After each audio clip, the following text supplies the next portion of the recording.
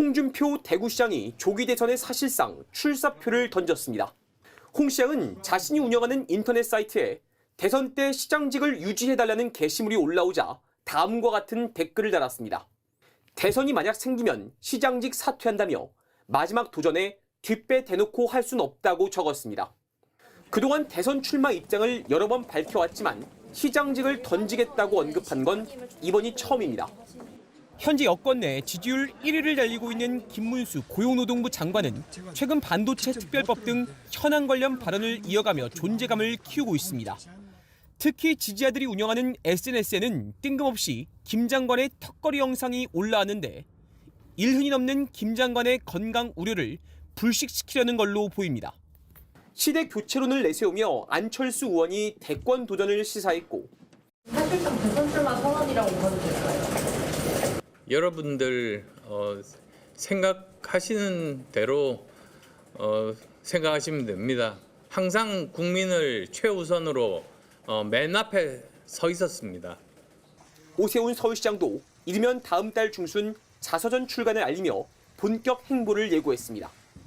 유승민 전 의원은 이재명 대표의 중도 보수론을 경계하면서 한동훈 전 대표와의 연대 가능성을 거론했습니다. 우리 당이 제일 위기에 있으니까 그런 걸 위해서 협력할 일이 있는지 그런 거는 아마 추후에 열려있는 가능성이라고 생각합니다. 당이 윤석열 대통령 지키기에 매진하면서 대놓고 출마 선언은 못하고 있지만 물밑에서는 분주하게 움직이고 있는 겁니다. 하지만 거론되는 특정 후보들에 대한 우려도 적지 않습니다. 이번에 대선에서의 우위를 점할 수 있는 후보는 사법 리스크가 없는 후보, 그리고 비상계엄에 자유로울 수 있는 후보, 맹태견 리스크에 자유로울 수 있는 그런 후보죠.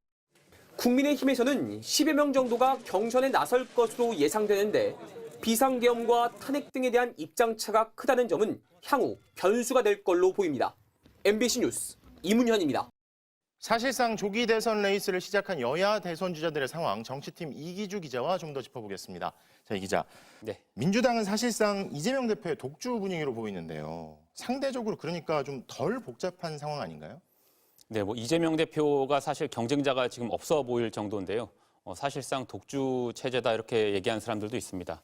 일정만 봐도 사실상 대선 후보급 일정을 소화를 하고 있습니다. 네.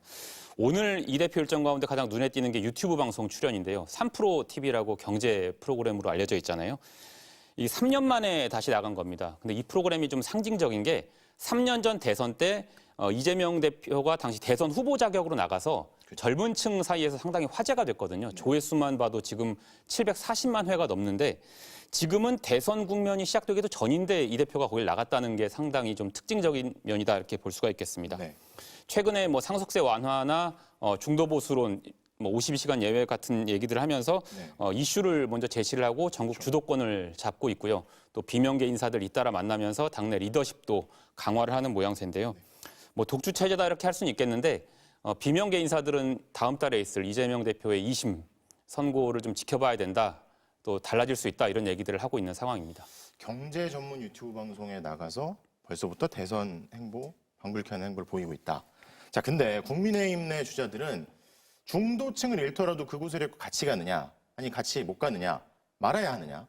사실 주도적으로 명색이 대선 주자들급인데 결정을 잘 못 내리고 있는 것 같아요. 네, 스텝이 좀 시원시원해 보이진 않죠. 상대적으로 민주당에 비해서는 조금 더뎌 보이는 면이 있는데요. 대선 얘기를 좀 공식적으로 꺼낸 사람은 앞서 보신 것처럼 홍준표 시장 그리고 안철수 의원 정도입니다.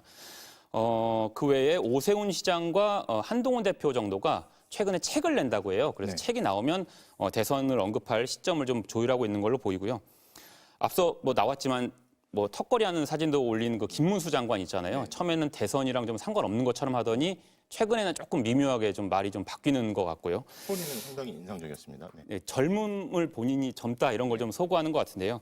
일단 이렇게 보면 후보군은 상당히 많습니다. 후보군은 많은데 그 지지율이 조금 회복되는 모양새. 탄핵 국면에서 추락을 했다가 지지율이 회복되고 보수가 결집하면서 좀 자신감을 얻은 게 아닌가 그런 모습도 보이긴 하는데 그래도 첩첩산중이 상황이죠. 명태균 게이트가 거론될 때마다 오세훈 또 홍준표 이 두 사람의 이름이 계속 거론되고 있고요.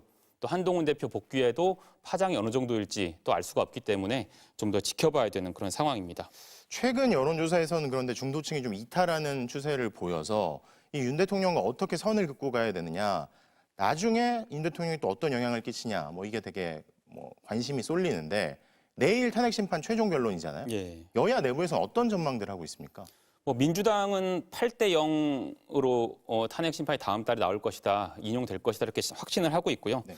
그래서 주말 사이에 나온 논평만 봐도 수감 생활 잘하라 이런 논평이 나오기도 했고 네. 이미 뭐 대선 조직, 외곽 조직들을 정비를 하고 있습니다. 말씀드린 대로 국민의힘은 조금 속내가 복잡하죠. 의원들이 주말마다 집회에 나가서 대통령 탄핵 안 된다 하면서 우르르 다니고 있는데 또 아이러니한 건 권성동 원내대표는 당협위원장들 만나서 조기 대선 해도 해볼 만하다 이런 말을 하고 있거든요. 네. 또 오늘만 봐도 나경원, 윤상현 이런 국회의원들 20여 명이 공수처에 가서 막 항의를 하고 이런 여론전을 하는데 동시에 또 대선이 시작되면 중도층을 무시할 수 없다 보니까 윤 대통령에게 대국민 사과해야 되는 거 아니냐 이런 얘기도 하고 하여튼 국민의힘은 좀 상황이 좀 복잡한 상황입니다. 아직 갈피를 잘 못 잡고 있는 느낌도 있네요. 이기주 기자 잘 들었습니다.